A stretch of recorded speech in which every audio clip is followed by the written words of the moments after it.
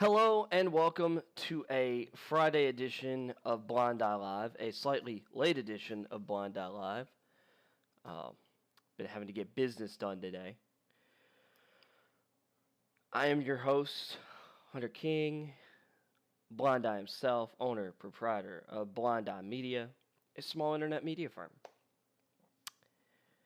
And we'll hit up some new stuff later in the show. But I have a rant in me today. And we're going to cover the biggest story from yesterday. Did not cover it on the show yesterday because I did have some other things I wanted to talk about, but I was limited on time. And I knew today I would have more time to properly go over this story. So we shall start in the beginning, which this story started a week ago. So Thursday, April 29th, it is, a beautiful Thursday morning, just before the draft. It might have been around noon, but whatever. The day of the NFL draft, and Adam Schefter, arguably the biggest insider in the NFL. Basically, at this point, it's he and Ian Rappaport are the two biggest insiders in the game. Rappaport at NFL Network, Schefter obviously for ESPN. And Schefter posts an article saying that Aaron Rodgers had told the Green Bay Packers that he was never going to play for them again. Claiming league and team sources told him that Aaron Rodgers had told the Green Bay Packers that he was no longer going to play for the organization, that he had played his last game in a Packers uniform. Well, yesterday on the Dan Patrick Show, Dan had Adam Schefter on to talk about the story. A week later,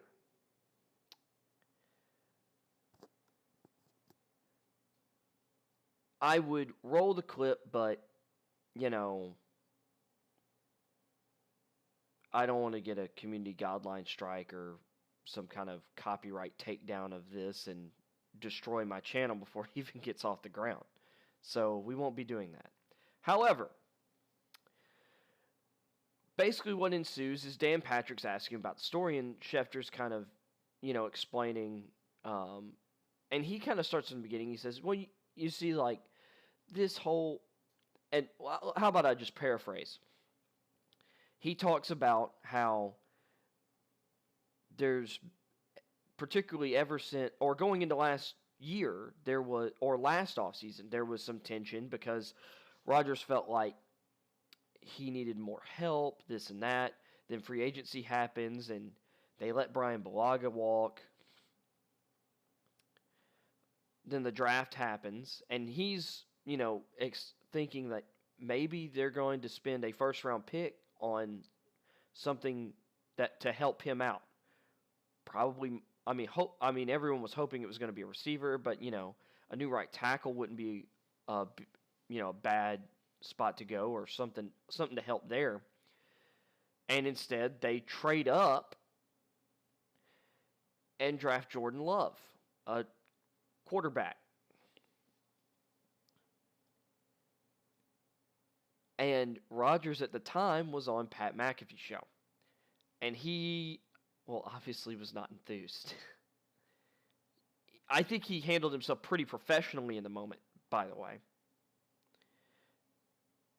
And I will say this. I talked about this on the show either Friday or Monday. I think it was Friday. Last Friday. And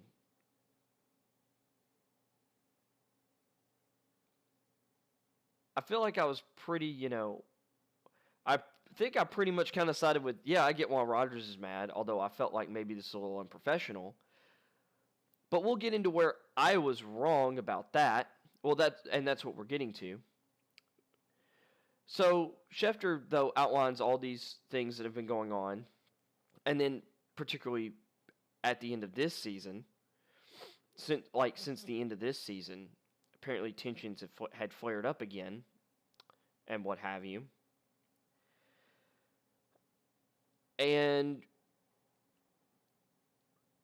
But Schefter never got around to saying like that anything specifically. Like, he didn't get into necessarily any specifics, and he didn't mention, the specific thing that he reported. So Patrick kind of, chimes in, and is like, hey, well, once again, let me kind of paraphrase. It kind of says, well, yeah, but so when did this happen? This thing that you reported happened? And like, where did you get this information? And Schefter basically, like, kind of quickly, he goes into this long spiel, but at the very beginning, he kind of says, well, I didn't, while no one directly told me that this is what happened, with all the stuff that was going on, he starts to go, and Dan kind of stops and is like, wait, hold on a minute. So were you told, were you or were you not told that this had occurred? And basically, Schefter, he tried to wriggle his way out of it, pretty good, like, nonchalance in, like, delivering a thing and then going into explanation of, justifying what you did. But this event, as far as we know, no one told Adam Schefter that this had happened, and he just inferred that this had happened because of other things that he had heard. But no one, no team sources, no league sources, no one told Adam Schefter that Aaron Rodgers demanded out of Green Bay, that he was done with Green Bay. Adam Schefter made up a headline, made up a story, and did not frame it as in, I believe that Aaron Rodgers is done with Green Bay. No. He said that Aaron Rodgers was done with Green Bay, that he had told them that he was done with the organization, that he was out, that he wanted out. Adam Schefter caught in 4K faking news. And he did so on the day, or earlier in the day before the start of the NFL draft, the day of the draft, the day of the first round. Almost as if he was trying to seed a flurry of calls to see if a trade might get done that he might be able to break. Now, should I say this? That's speculation. Let me clarify. At this point, this is speculation. We know that Adam Schefter put out the story. I'm saying that potentially his intent could have been to create a crap storm for the Packers organization, to trigger teams to maybe send offers for Rodgers to see if a trade could happen. And guess who tends to be the first guy to break that news? It's Adam Schefter. So he would directly benefit. He would directly benefit from that. It's ridiculous. It is ridiculous that you would come out, and we get a lot of stuff with sources say this, sources say that. But it's typically backed up because most of the time this happens, or there is legs to it. And there is legs to the idea that Aaron Rodgers wants out of Green Bay. The problem is Schefter framed it a certain way, and then it admitted to not having the sources on it, admitting that part was made up. The crux of that whole article, the big part of that whole article, was simply conjecture, but he presented it as a fact that was backed up by sources.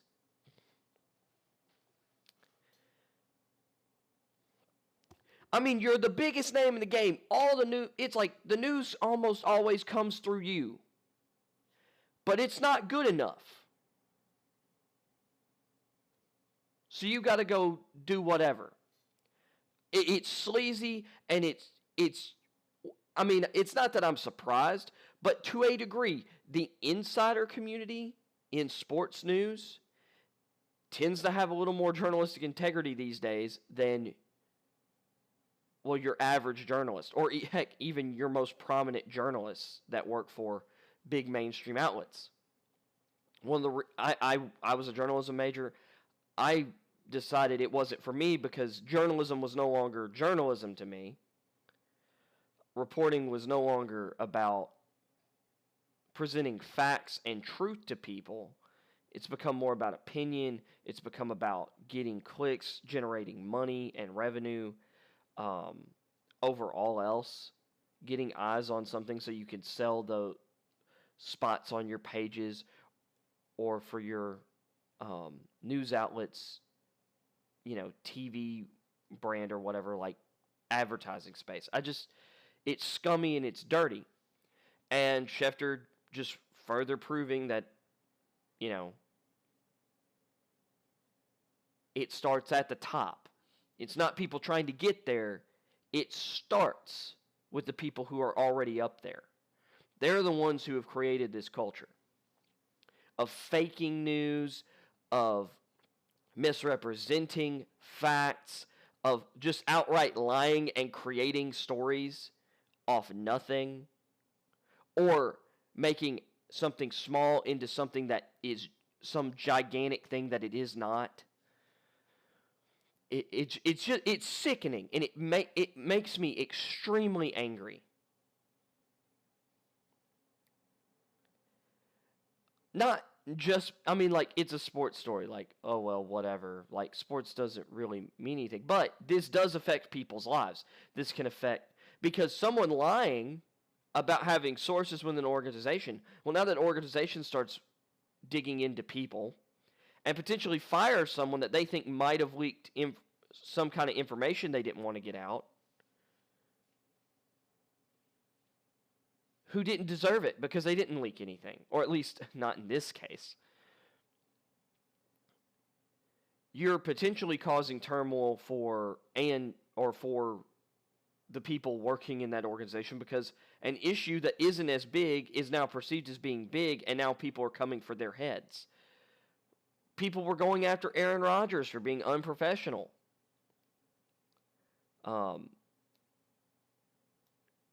And just once again coming off like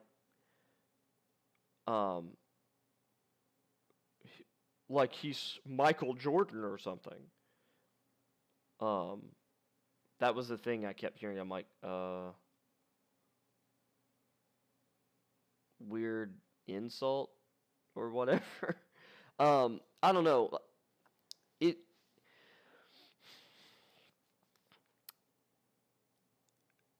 I just hate the state of media and like journalism, like news in general, and how it is covered and whatnot. It just drives me nuts, and this comes from a lot of the news media, because, and I'll say this, I will say this to a degree, a lot of for the people who have been covering the Deshaun Watson case, I actually think that has been one of the most fair stories we've heard in a while in terms of coverage when it has been covered. Now, to a degree, it's kind of funny how the media in this situation, which is big, they mention it, but they don't go into detail. They don't spend every waking minute covering this like they would have if it was someone else. The media hasn't been covering this high-profile Me Too case. That is the biggest one we've seen since Harvey Weinstein. And national media couldn't stay away from that story.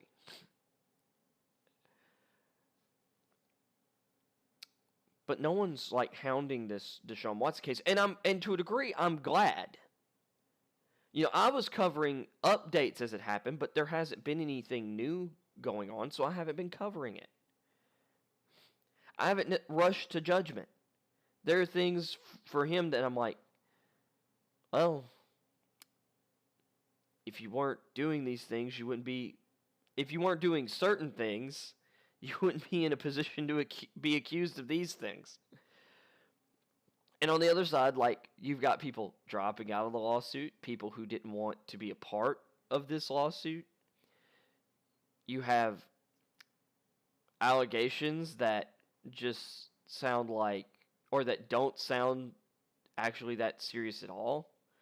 It just sounds like you decided to do something instead of removing yourself from the situation, and then you bragged about it afterward to people. So that doesn't sound great, or that seems kind of flies in the face of what you're saying actually happened, because, well, your actions and bragging about it seems like it was totally cool at the time.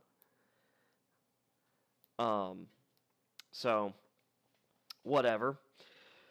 I don't know, there's just red flags on either side of that case. But people aren't talking about it. And even with the whole Deshaun Watson thing, over the draft weekend, this is a huge story. And of course, Davis Mills being drafted. And people are kind of talking like, well, maybe Deshaun Watson has played his last game in a Texas uniform. Well, why? It is interesting that that everyone wants to just not talk about it. And I wonder why that's the case.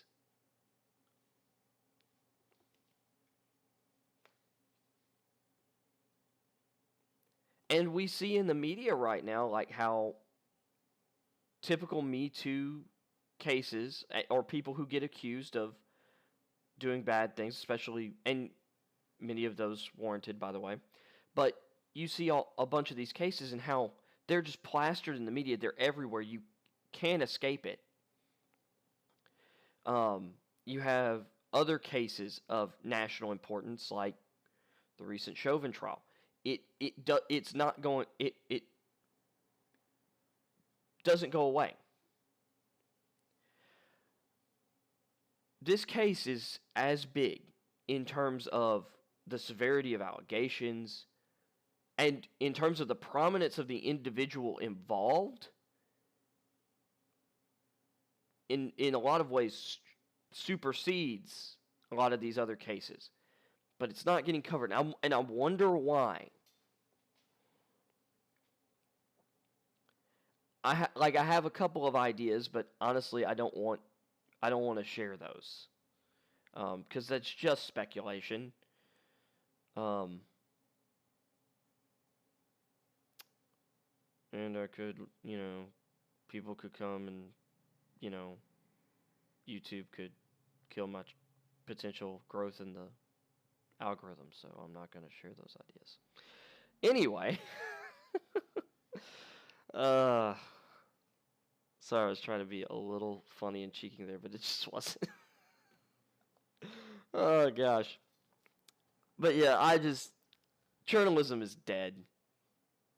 There are some people who are, to a degree, keeping it alive.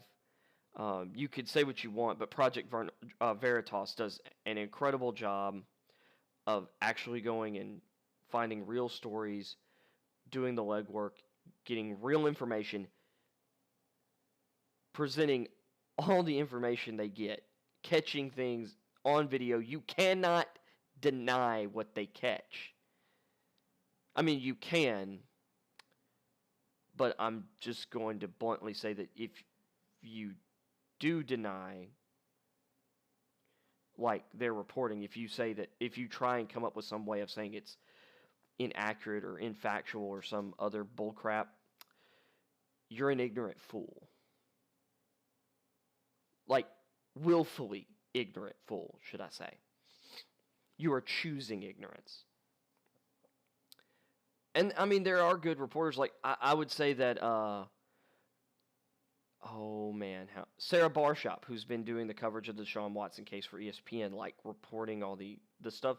I actually feel like for the most part, her articles have been really good, really fair, really well done. Um,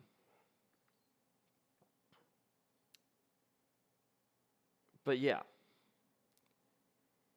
and to his credit, Ian Rappaport, um, I haven't seen Ian Rappaport caught with any kind of smoking gun of making anything up, and I've seen him a lot on the Pat McAfee show, and he'll hint at stories, but he won't outright say things or confirm things or say that he has. He won't just report anything. Like he obviously has some kind of like now he might float something, but like he won't substantiate it.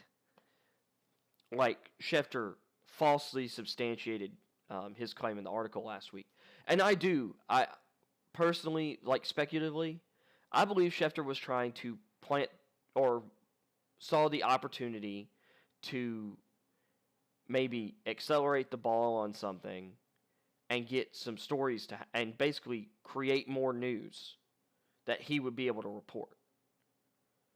Maybe that's being a little uncharitable, but I'm not super charitable to outright liars. I don't know. Maybe that's a little harsh, but when you basically admit to faking things, maybe we shouldn't trust your goodwill or your intentions. So yeah. And so I also want to once again reiterate that or I guess apologize again for the I can't remember if I outright said if I gave the opinion. I do remember saying something about Rodgers being unprofessional. I'm just gonna act like I said it, not that I was saying that other people were accusing him of unprofessionalism, and I agree with it. I'm just gonna say that I outright probably said that, and that's not true because obviously this was not true. And as far as I'm concerned, the Packers have Aaron Rodgers and had Aaron Rodgers under contract last year. They drafted his replacement, or a guy that they obviously intended to be his replacement. And I get it's a business, but if you are good at your job and you love your job, you take your job seriously. And like my dad, you take your work personally. Not that you believe you're above criticism, but when you work your butt off and you do the right thing and you are good at what you do expect some level of respect.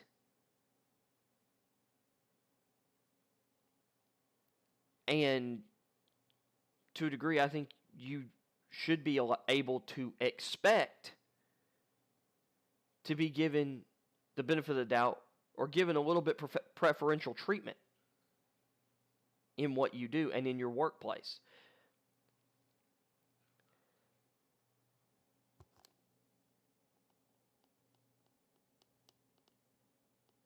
Sorry, I was just hearing something really weird. Okay. That being said, like I think that Aaron Rodgers won a Super Bowl for this team. He's won 3 MVPs.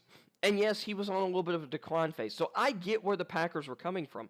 But do not be shocked when you draft your quarterback's replacement and he decides, I don't want to be here anymore.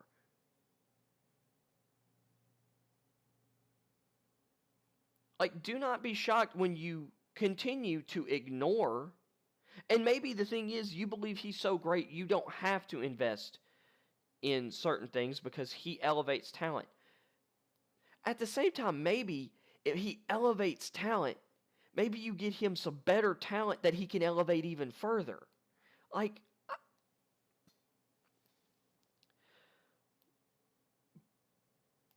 because last year,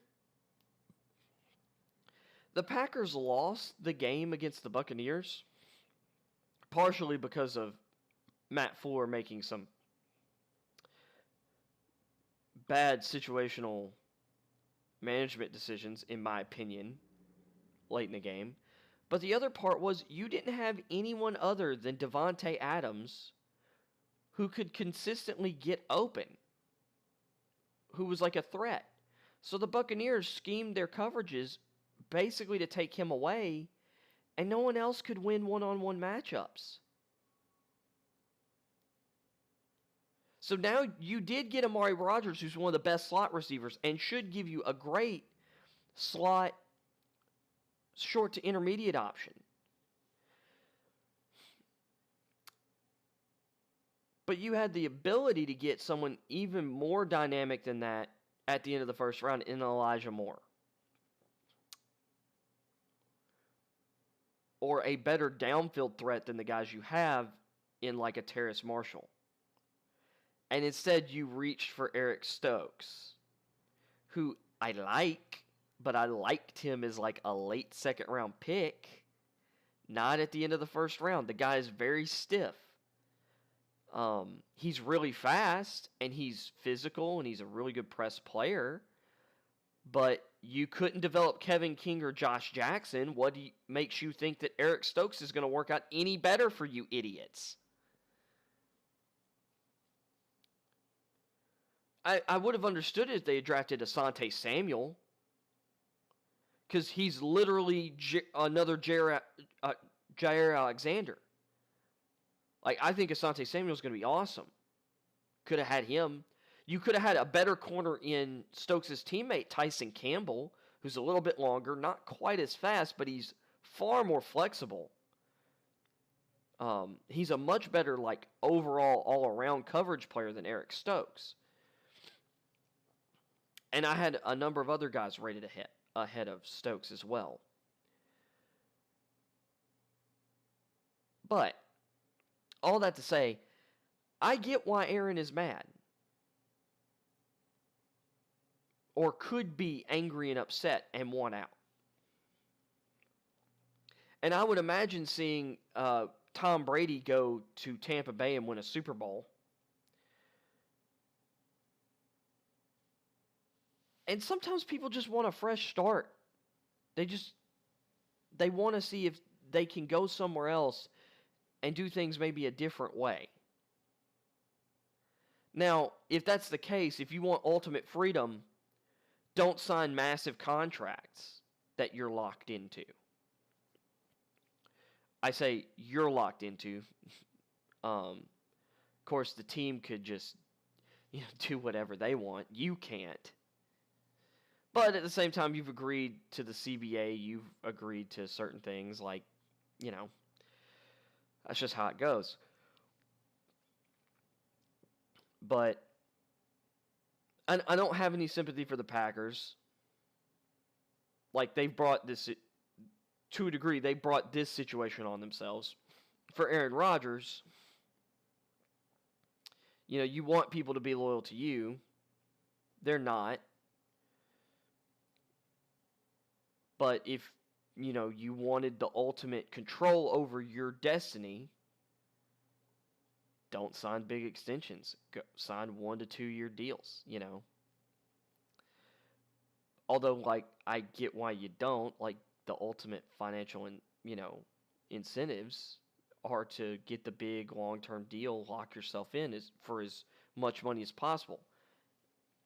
But also be aware that it's a business where the older you get, or especially once you get once you get to a certain age, and the quarterback position has more longevity than basically any other position other than like kicker and punter.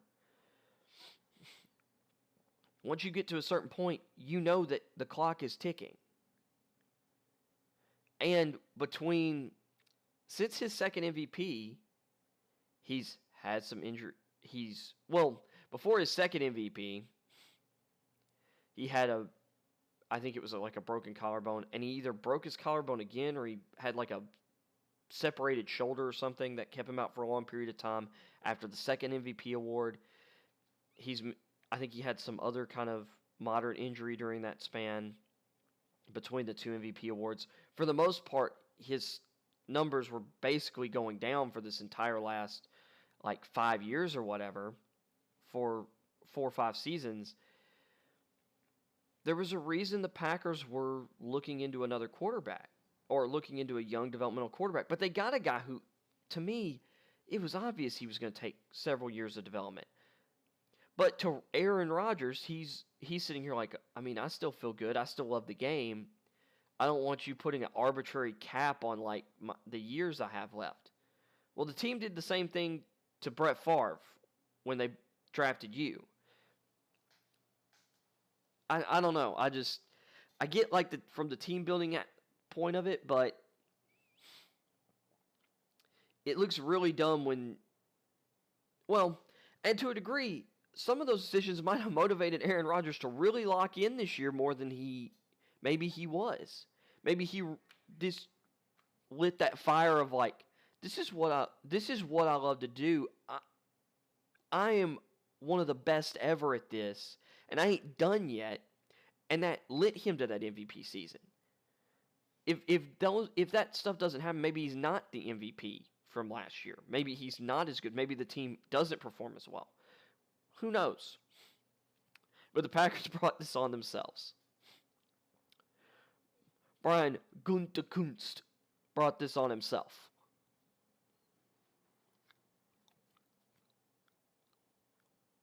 With that being said, I think I've talked that one out.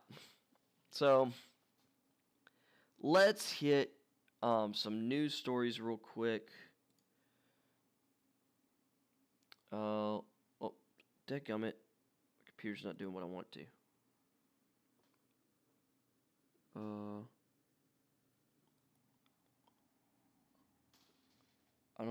Sorry, I've got something that's popped up that I don't know. Authorize stream Twitter tags. No, I don't want that. Okay, cool. Let's do this. I'm gonna have to do this again since we're back on a ESPN. Dadgummit, I keep doing the wrong thing.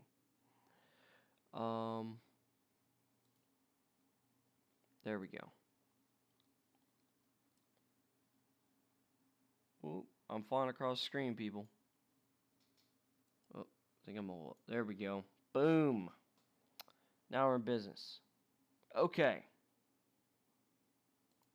So let's check out the headlines. That could be an interesting article to hit up, but let's see. Oh, yeah. So that's the big kind of story that I hit yesterday about the or in Hockeyland.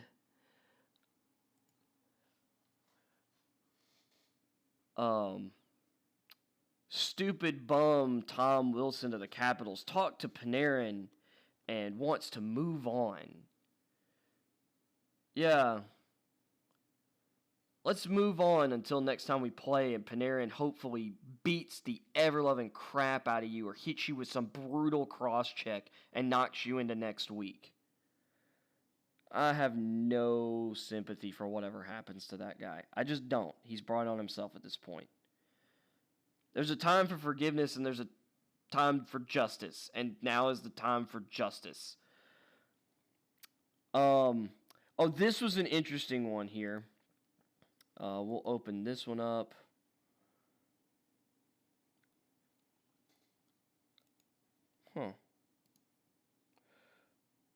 Oh man, this is a sad one.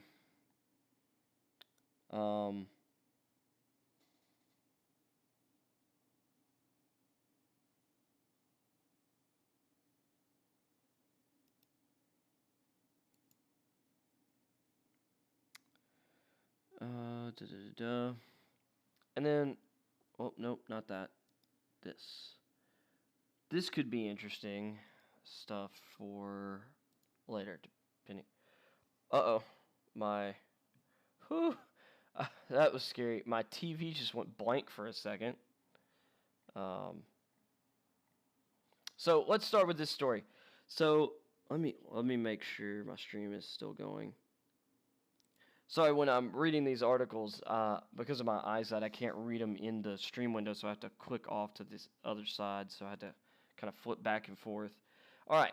Buffalo Bills GM Brandon Beane gets NFL call over hypothetical on cutting unvaccinated player.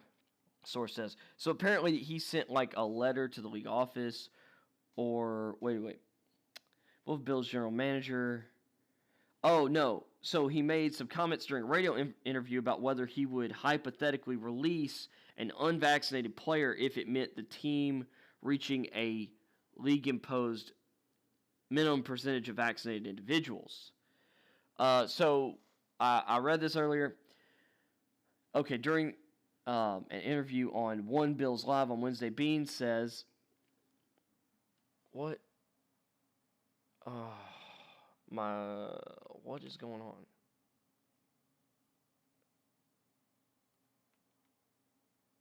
I guess for some reason that just decided to refresh on its own. Lovely. That's my favorite thing. So during an interview on, on One Bills Live on Wednesday, Beane says, Beane was presented with a scenario in which, so he was presented with this by one of the people on the show, where one player, or in which the Bills were one player from reaching an undefined percentage of vaccinated players, and was asked whether he would cut an unvaccinated player to return to normalcy. You mean, so would they cut an unvaccinated player so they could return to normalcy? Whoever that guy who made this hypothetical needs to catch a chair shot from Stone Cold Steve Austin. Let's see. Beane said he would, citing the advantage it would give the team. Beane deserves a chair shot. Like, oh my gosh. The NFL, by the way, point for the NFL. Oh, we're laughing, but these meetings last season were not as productive as before. You guys saw it in the field house. Sometimes we'd have 3 or 4 meetings going on, and sometimes you're talking over each other. But it was the only way to pull it off and be socially distanced. So it would be an advantage to cut a player and fall under that umbrella. So the NFL and NFLPA have not finalized the coronavirus-related workplace guidelines for the off-season and the 2021 season. And the NFLPA should just tell the NFL to screw off, as far as I'm concerned, on anything and just go back to normalcy. But in various memos to teams, the league has said that vaccinated individuals will be able to enjoy more relaxed COVID-19 protocols than unvaccinated ones, i.e., COVID-19 testing weekly instead of daily. What's the point of getting vaccinated if I'm still going to get tested every week? Like, what would be the point?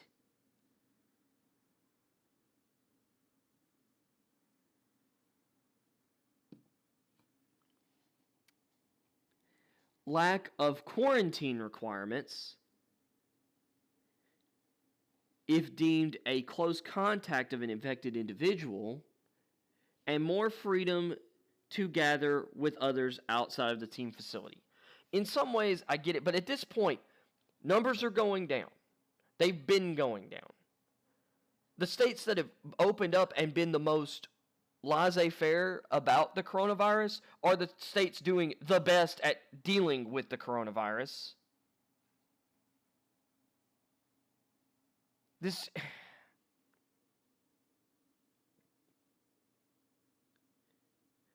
So yeah, this is just stupid. Wait, what? Okay, there we go. But the NFL did tell Mr. Bean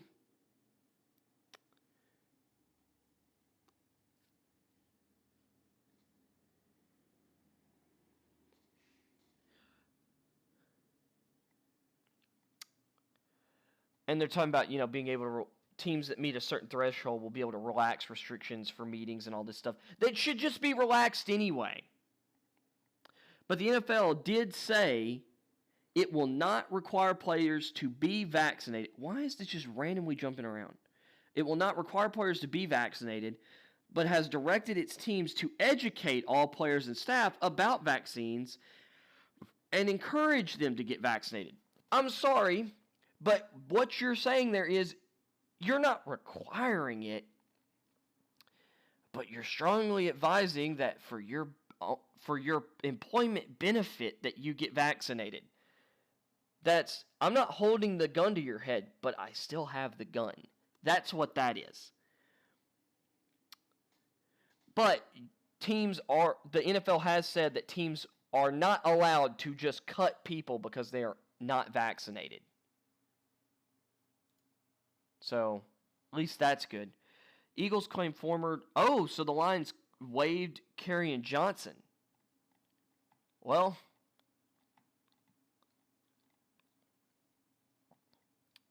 oh my good, what is going on with my PC right now? Okay.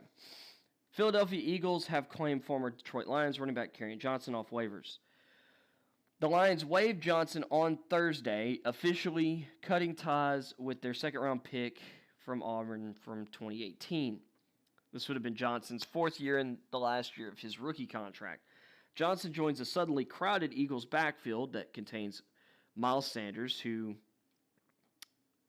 very obviously is the lead back, rookie Kenny Gainwell, who should absolutely be there. Which Miles Sanders has receiving skills, but Kenny Gainwell has elite receiving skills at the position. Jordan Howard and Boston Scott. Of course, Sanders is expected to be the lead back with the rest of the group competing for a spot in the rotation. Gainwell's still a rookie, so I definitely get that you want competition for him, and I have a feeling Jordan Howard doesn't make it to the season. Well, one of him and Boston Scott. And Kerryon Johnson could get cut as well. Gainwell was a fifth-round pick, which I was shocked by. Johnson became expendable after the Lions drafted DeAndre Smith, 35 overall, in 2020.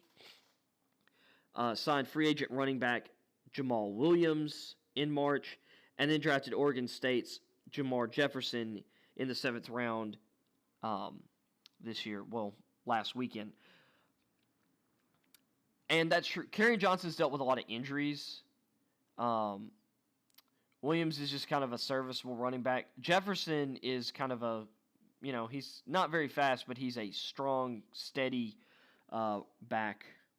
Johnson was productive in his first season with Detroit, leading the team in rushing, 641 yards, despite playing just 10 games because of a knee injury. But another injury kept him to just 8 games in 2019, and Swift and veteran Adrian Peterson ultimately took over the backfield during the past season. Overall, Johnson, who turns 24 in June, has run for 1,225 yards and 8 TDs over 3 seasons in Detroit.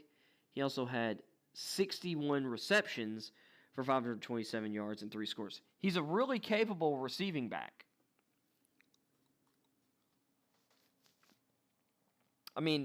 This is a good move from the Eagles. because Johnson, I don't think he necessarily got hurt last year.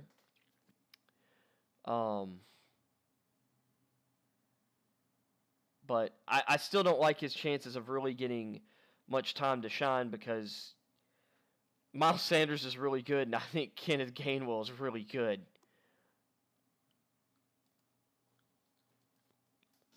He's mostly fighting for like a depth role there. And then this is a really sad story. Texas Longhorns linebacker Jake Ellinger found dead off campus. Police say he is the younger brother of former Texans quarterback and Indianapolis Colts draftee Sam Ellinger.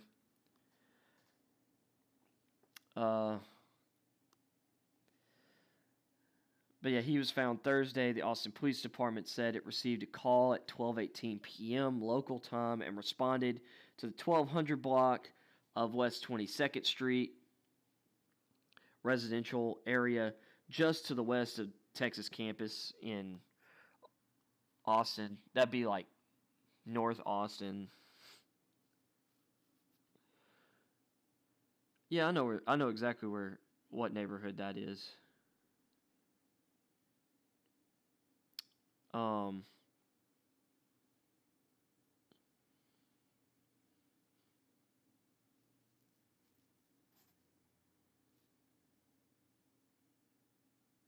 Yeah, so that'd be 22 blocks north of the river. Yeah, so that's like just 12 blocks west of campus there. I spent some time in Austin, School for the Blind, so I've walked all over that area. Man, that's really sad. No cause of death was released, and police said the death was not considered suspicious, which what that means is it was a suicide.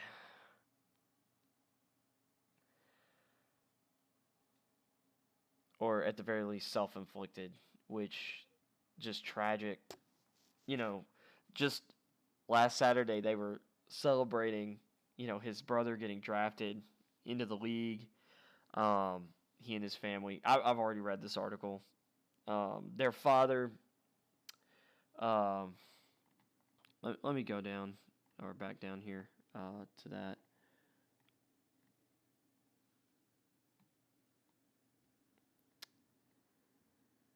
I might have passed it already.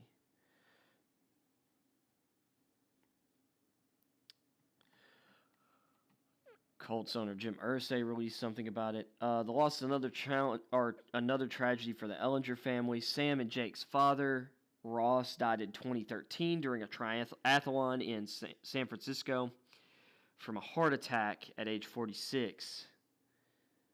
Both sons dreamed of playing for the Longhorns.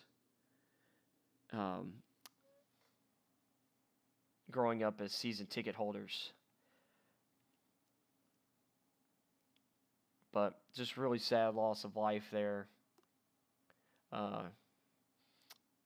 Definitely be praying for the Ellinger family as they deal with just the worst. Let's see. NCAA Hoops Committee proposes teeing up players who flop.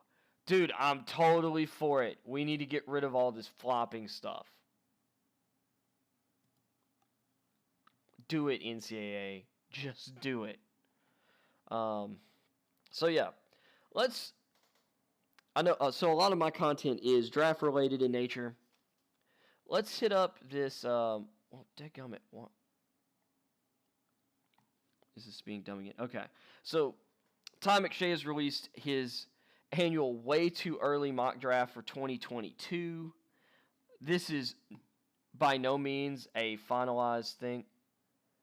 Seriously, why is this happening with my computer? I'm going to have to reset my computer, I think, after the stream.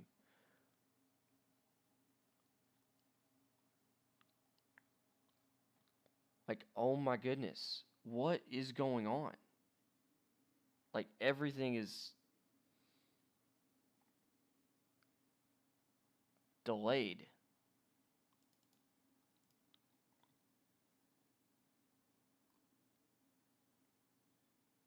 See, you know what?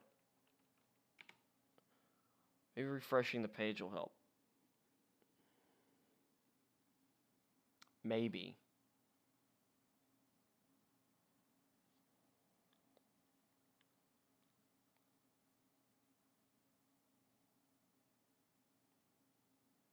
Nope. Oh, actually, now that helped for a second there. It'll be fine for a second, and then, man, I really don't know what's going on.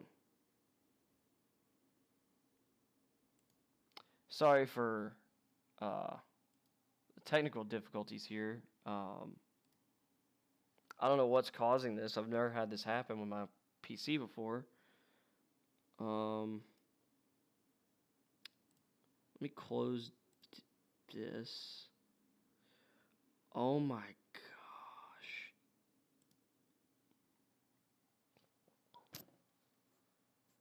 This is so frustrating. You just have no idea. Okay. So, McShay's number one prospect for next year is Keon Thibodeau, defensive end from Oregon. And right now, totally makes sense. 6'5", 250 pounds. This guy was, I believe, the number one recruit in his recruited class. I know he was at least top 2. He was a top defensive recruit. Thibodeau is an extraordinary pass rusher off the edge. Over 21 career games, he has 12 sacks and 23.5 tackles for loss. And the 2019 number one recruit generated pressure on 13.5 of his pass rush snaps over the past 2 seasons. My nose, nasally. 18th best in the country.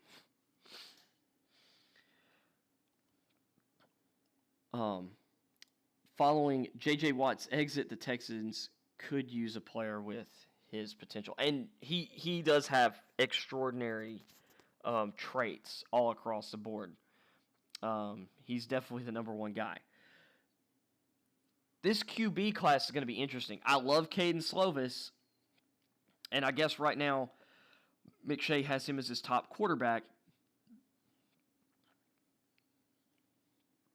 I'm okay with that.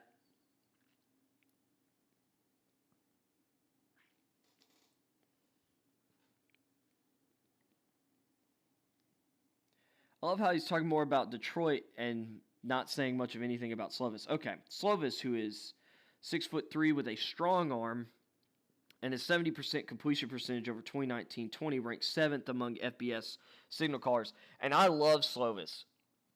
And last year, I think he got off to a little bit of a slow start, but I blame that all on the pandemic and, well, I say the pandemic and all the stupidity that the Pac-12 put every one of their players and teams through last season. Slovis is really, really good. He was one of my favorites for the Heisman Trophy last year. Let's see, so Derek Stingley Jr. To the Jaguars. Man, he thinks Jaguars are going to still be, or I think they're using ESPN's Football Power Index to kind of predict the draft order for next year at this point. I'm not surprised Stingley is that high. Stingley is incredible. Stingley was a elite running back and cornerback prospect. He's also a great returner. He could absolutely play. He could probably play receiver too. Guy's just an incredible player. Totally get it. This one's interesting. Charles Cross is the top offensive tackle coming into the year out of Mississippi State. Not necessarily a shock to me from like his ability. He's very agile.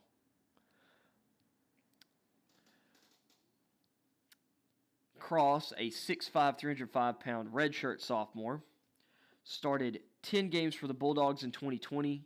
He was a really good. He improved throughout the season. He was really good. And if they drafted Cross, I would argue, like in this scenario, you would move Becton to right tackle. Man, that'd be an awesome offensive line going into 2020 and a young one. His biggest competition apparently for next year is Zion Nelson, offensive tackle from Miami. Nelson has started 20 games at left tackle for the Miami Hurricanes and greatly improved over the past season. In 2020, the 6'5", 316-pounder was attributed 0 sacks against and allowed only 3 pressures on 336 pass block snaps. That's a good resume. Interesting they have Kyle Hamilton this high. He's big. 6'4" safety with good ball skills and tackling ability, lined up next to Jeremy Chin at safety for the Panthers. That actually is pretty scary. I am a little surprised to see him that high, though. The Eagles drafting Sam Howell, 7 overall. Now remember, this would be like next spring. We've got a whole fall of football. All this is very subject to change. But scouts love Howell. I was actually a little surprised to see Slovis above Howell, even though I agree with that.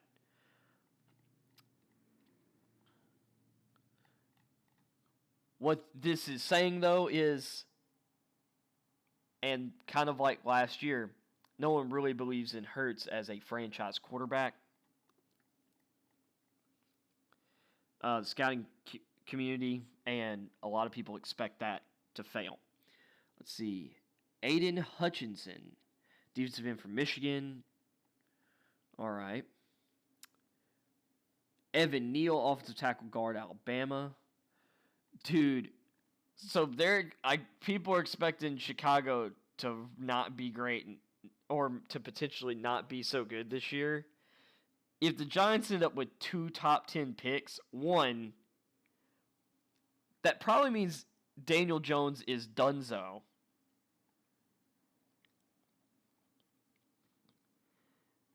And that might mean that the front office and coaching staff for the Bears is also donezo, which would be kind of hilarious.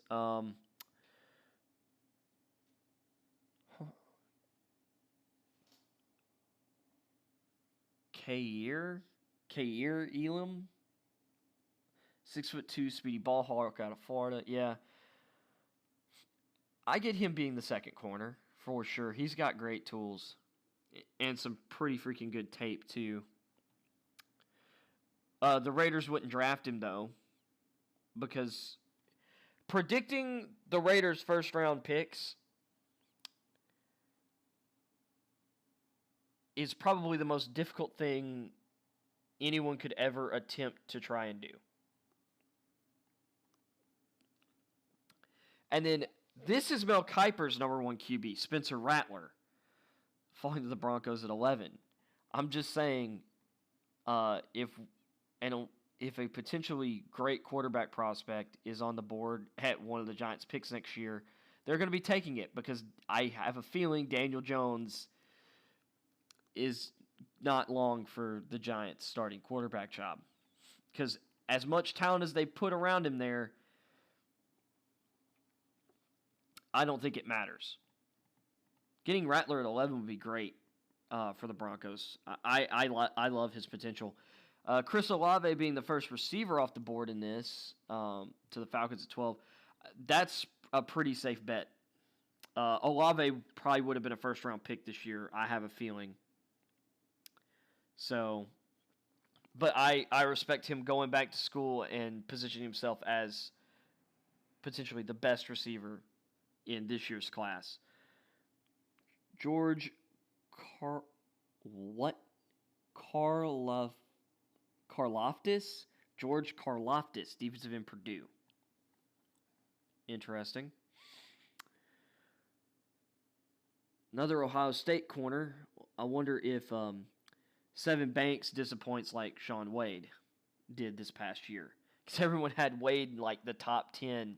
I was like, he's not that good. He ended up being a 5th round pick.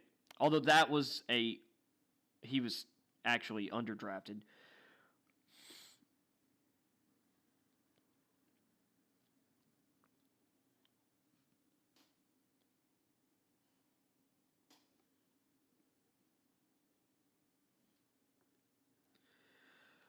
All right. Let's see. Okay, this is a shocker. Malik Willis. He transferred to Liberty from Auburn. He threw 20 touchdowns to 6 interceptions in 2020 after sitting out 2019. He adds a dual threat factor too, considering he has rushed for 944 yards and 14 more scores on the ground last season. Whew, But I guess they're really expecting him to have some kind of breakout to be like a potential first-round pick. Like, Willis has some tools and all, but I don't know about all that. Okay, and this is one of the things that happens like this time of year. Although we did have a lot of quarterbacks like in last year's first-round discussion this time. Desmond Ridder. Now, this one I think makes a little more sense than Willis.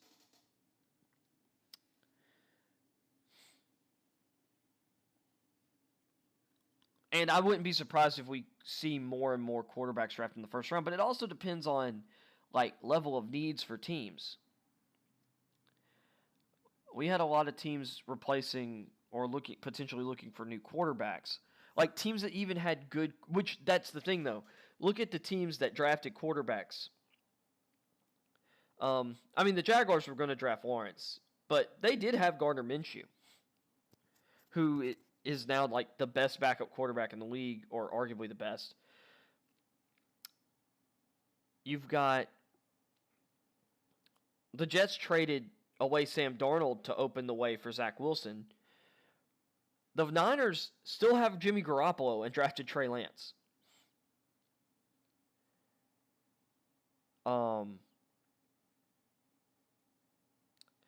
And the Patriots have Cam Newton. They just re-signed Cam Newton, drafted Mac Jones.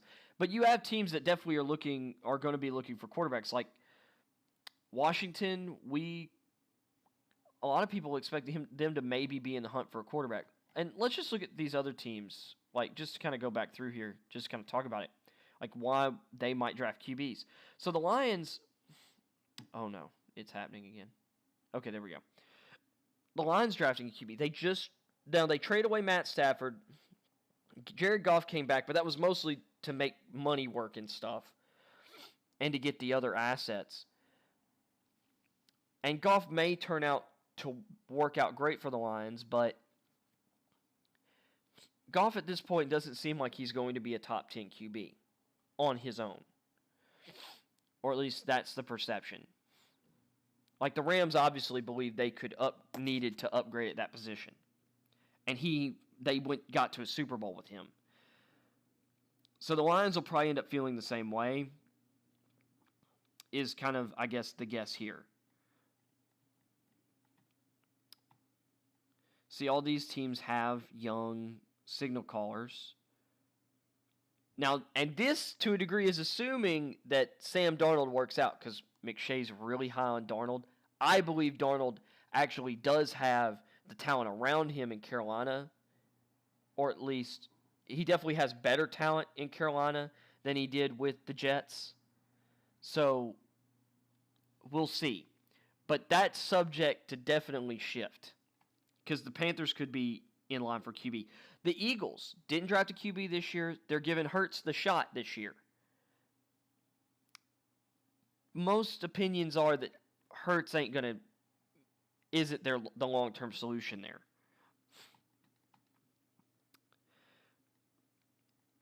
I'm saying in this scenario, the Giants are not going to stick with Daniel Jones. If they're picking in the top 10 next year with their own pick, it's over for him. The Raiders could be in the QB market even. Carr definitely wasn't their issue last year. It was definitely their defense, but, it seems like Gruden has he's doing enough to stick around kind of attitude rather than, I love Derek Carr. The Broncos, I just kind of have a feeling, like, this year is definitely make or break for Drew Lock. And even if Bridgewater wins the job, we know what Bridgewater is. The Broncos are going to want something better than that. So I definitely understand that. Falcons still have Matt Ryan. I think it's too soon to move on there. The Vikings drafted Mon to develop. Cousins is going to be their starter the next couple seasons for sure. Cardinals have Kyler Murray. And so then you've got Washington. Like, their options right now, they signed Ryan Fitzpatrick. They have Tyler Heineke. And they have Kyle Allen. They need a true future answer.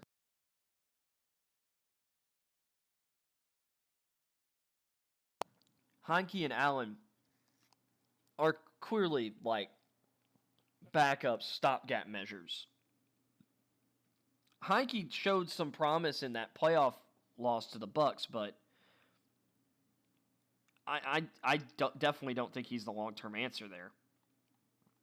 The Steelers, like, they need a Big Ben. Like, Big Ben looked washed by the end of last season.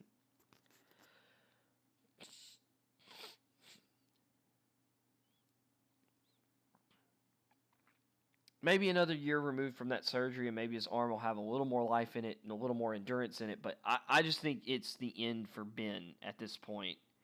And I don't believe Mason Rudolph's the answer. I definitely don't believe Dwayne Haskins is the answer. So I definitely could see them being in the quarterback market.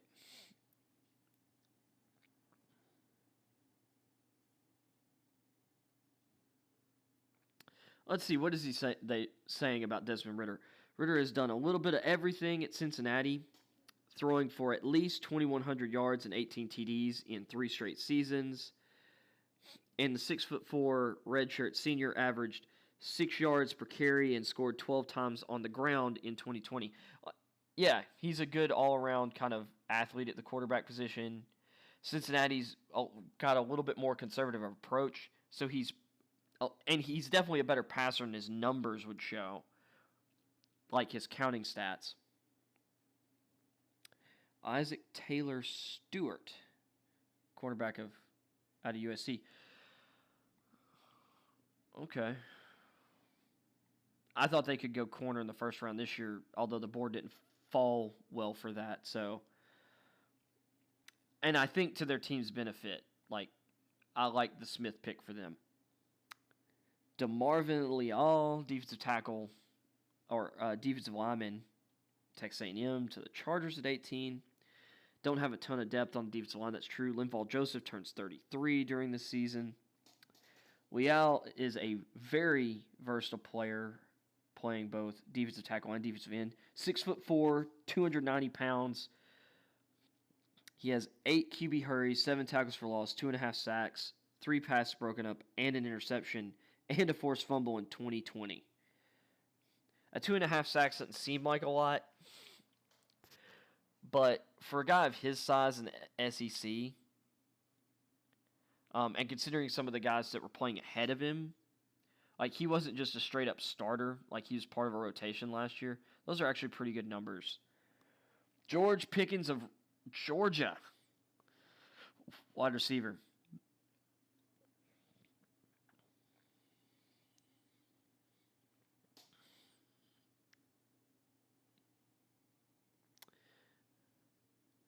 Marquez Callaway in a starting role for the Saints. That's good to see.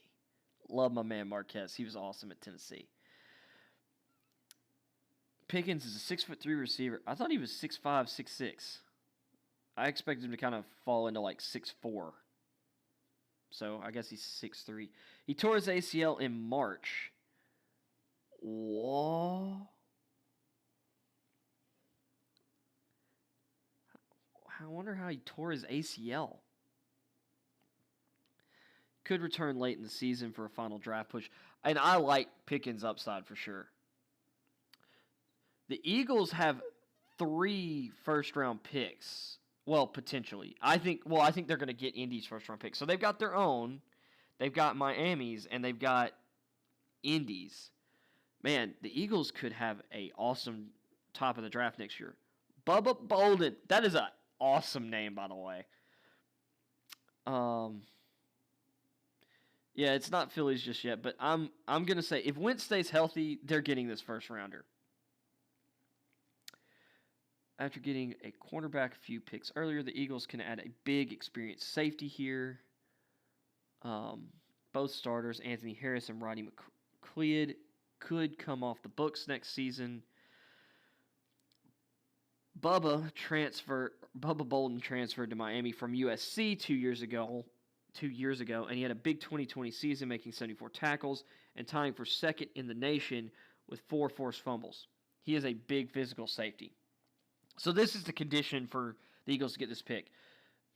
The conditional second-round pick, part of the Wentz trade, becomes a first-rounder for 2022 for the Eagles if Wentz plays 75% of the Colts' offensive snaps in 2021, or if Wentz plays 70% of the offensive snaps and the Colts make the playoffs.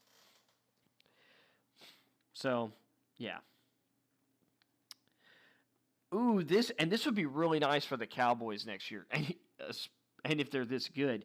Jalen Weidermeyer tied into Texas A&M, which, if I'm not mistaken, that's 3 A&M guys in the top 21. If not 3, it's just 2, but I thought I saw a third one earlier. Weidermeyer is an awesome tight end prospect. He's been great in the SEC. He is super athletic.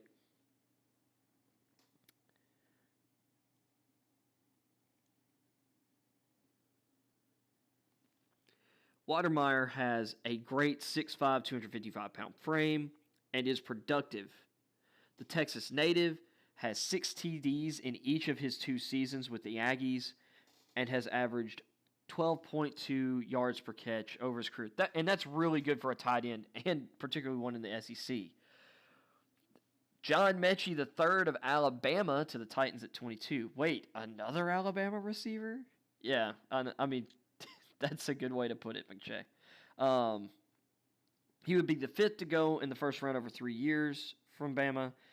He had a great year last year, caught 55 passes for 916 yards and 6 TDs, and he played a big role in the national title game with 8 catches for 81 yards. He was really a chain mover in that game, rather than for big stretches of the season, because he was like the third option, or the third most dangerous option behind Smith and Waddle earlier this season, and then moved up to kind of like the number 2 receiver after Waddle went out. He ended up being kind of more of a chain mover in the national title game. I think he has a lot of upside. Mechie was born in Taiwan before moving to Ghana, Canada, Maryland, and New Jersey. That's an interesting. That's interesting. After one more season in Tuscaloosa, let's send him to Tennessee to help prepare a decimated receiving core and give Ryan Tannehill a dynamic target. I'd love that pick. And then we have a second Ohio State receiver, Garrett Wilson, going to the Patriots at 23, meaning he would be destined to fail because all Patriots receiving picks, especially first-rounders, seem doomed to fail. At least under the Belichick, or during the Belichick era. Man, I'm having problems speaking today. Wilson finished second on the Buckeyes in receiving yards by 6 yards, 723, and in touchdowns by 6, both to Chris Olave. So Olave, well, they had a shortened season. That's right. With both Wilson and Olave projected here, this would mark the 3rd straight year that there has been a school with 2 day 1 receivers. Alabama in both 2020 and 2021. Let's see, the Dolphins with the Niners first round pick, Nick Broker, offensive tackle, Ole Miss. 6'4", 305. Yeah, I could see him being a first round pick next year. Zach Harrison being a first-round pick to the Jets via Seattle. That would make sense, too. Dude's got a great frame. 6'6", 268. And he's got a good first step. Only Quinnen Williams, an interior lineman, had more than 3.5 sacks for the Jets last season. Yeah, they definitely need to improve their pass rush. Let's see, Ravens, Rasheed Walker, offensive tackle, Penn State. I could see it. Cleveland Browns. You got Drake Jackson, D-end, outside linebacker, USC. Yeah. I have a feeling they're definitely going to be targeting a pass rusher next year. Oh my gosh. What is up with my computer? 28, Detroit Lions. Mike Jones Jr., linebacker, LSU. This is from the Rams via the Stafford trade. Before transferring to LSU, Jones played the nickel Sam position at Clemson. I am so tired of this.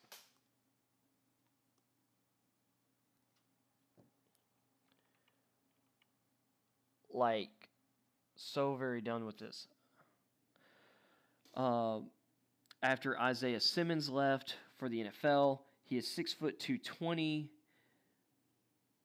So his role in the NFL would still be determined, but wherever he is, he will produce. In 10 games last season, he had 26 tackles, 4 tackles for loss, 2 interceptions, 2 passes broken up. I don't understand why this is happening.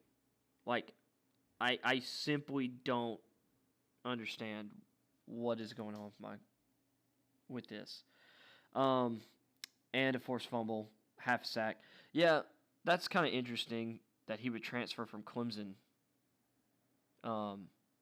He kind of profiles in that Jeremiah Owusu-Koramoah mold, it seems like. This guy, I'm surprised isn't higher. Christian Harris, linebacker, Alabama. If I'm not mistaken, this is the guy they call the Terminator. This guy is extremely talented.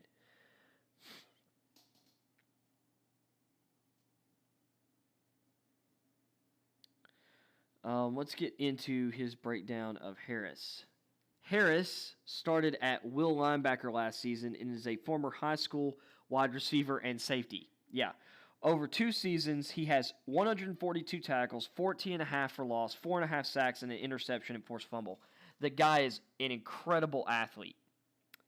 And Josh Jobe, who looks to be the number 1 corner for Bama this year, he started opposite Pat Surtain the second last season and was a effective press man corner with the ability to reroute receivers at the line of scrimmage.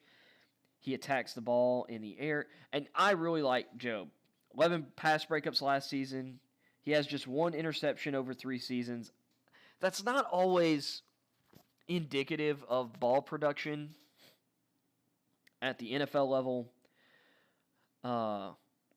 Because a lot of times in college, teams are throwing away from guys as much as possible. You see them really target slot matchups and other things. Like they're trying to attack safeties and linebackers.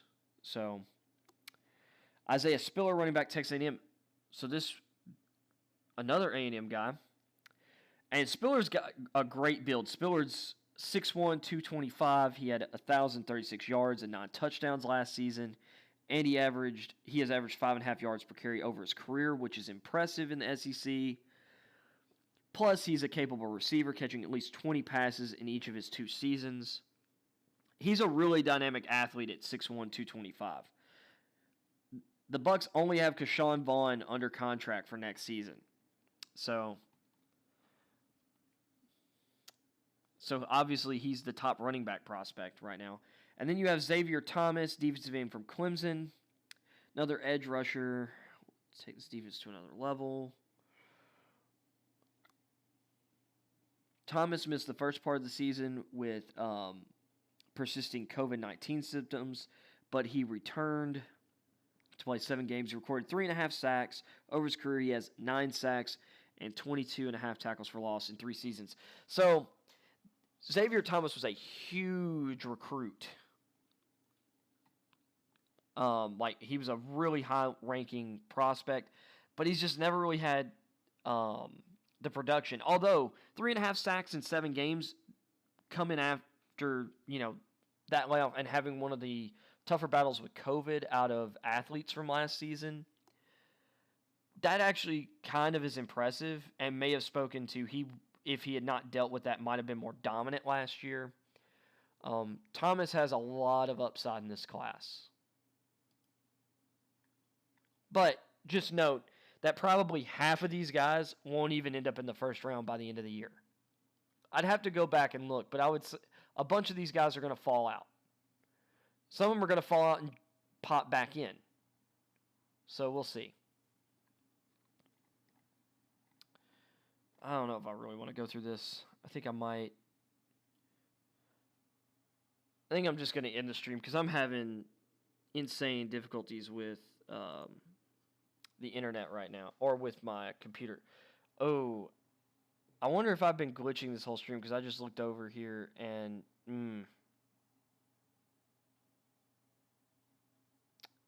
yeah, I've been having issues this whole time with my stream too. Yeah, this is bad.